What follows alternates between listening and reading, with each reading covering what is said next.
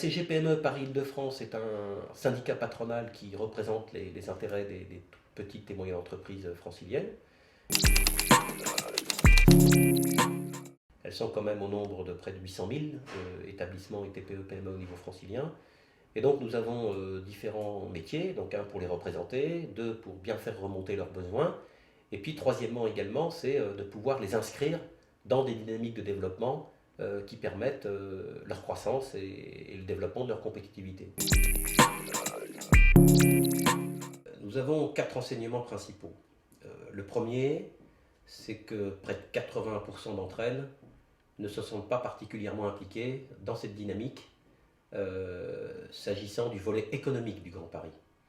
Elles sont au fait de l'importance stratégique du projet, elles sont au fait de la dynamique de croissance qu'il est susceptible de générer, mais elles n'arrivent pas à matérialiser concrètement en quoi le Grand Paris va leur permettre de favoriser leur développement. Le deuxième enseignement, qui est assez, je dirais, le pendant du premier, c'est qu'elles mettent en évidence des atouts importants pour elles, dans le cadre de leur compétitivité, le développement de leurs ressources humaines et l'attractivité de la ressource humaine. Et pour les PME-PMI, le transport est important. C'est la mobilité des salariés, c'est la mobilité économique. Et donc, en cela, c'est un des axes d'attractivité importants qu'elle souligne. Pour la CGPME, la question n'est pas de nous immiscer coûte que coûte dans le dispositif du Grand Paris, c'est vraiment essayer d'accompagner en fait les partenaires publics que sont l'État, au premier rang duquel le préfet, les collectivités locales, la Société du Grand Paris, à bien intégrer cette dimension TPE-PME dans le volet économique du Grand Paris, et en particulier notre volonté d'être associés au plus près des besoins du territoire pour définir une méthode de travail et des principes d'action qui vont conduire l'action de la CGPME. Le rôle de cette commission, c'est de s'appuyer sur un certain nombre de forces vives dans les différents territoires. Je pense notamment au territoire de l'Est parisien, où nous avons donc des relations et des partenariats, aussi bien avec les pôles de compétitivité, ville et mobilité durable, Advanced City, des outils de développement comme des cartes de développement qui font un travail d'animation, d'attractivité et d'accompagnement des entreprises qui nous paraît tout à fait prioritaire. Et c'est là où je voulais préciser un peu les principes d'action de la CGPME. Ils sont au nombre de 3, ils sont très simples.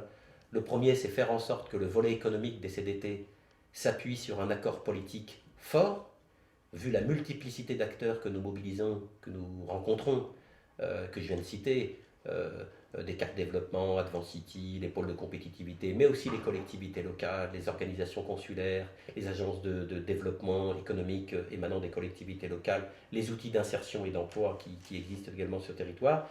Il est important pour nous d'avoir la concertation la plus large et véritablement ensuite un partenariat politique fort qui est le premier point pour mettre en œuvre ces réflexions.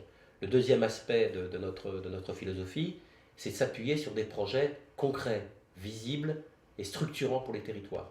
À cet égard, nous travaillons beaucoup sur le territoire, le CDT du Orly-Rungis, où nous travaillons en ce moment sur l'élaboration d'un centre de formation en alternance pour les métiers du mine, pour répondre à une problématique importante pour les 1200 entreprises qui couvrent le territoire du mine de Rungis. Donc il faut pouvoir identifier des projets concrets sur lesquels vont se structurer des besoins d'entreprise. Et puis enfin le troisième, et à l'instar de ce qu'organisent des cartes de développement, c'est qu'il faut structurer des réseaux d'entreprises collaboratifs, particulièrement impliqués dans le contrat de développement territorial, et sur lesquels nous allons pouvoir nous appuyer en termes de non seulement d'exemplarité, mais de dynamique d'entraînement pour les entreprises du bassin d'emploi.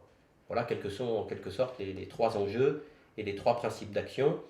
Pour les résumer, le partenariat en s'appuyant sur des outils territoriaux efficaces en relation avec les entreprises, et je pense tout naturellement à des cartes de développement et d'autres outils comme les pôles de compétitivité, l'identification de projets réels, clairement identifiés, donc mesurables et structurants pour le territoire, et puis bien sûr un accord politique important en amont qui permet ensuite le travail des chefs d'entreprise et le travail des structures techniques que nous représentons sur les différents territoires.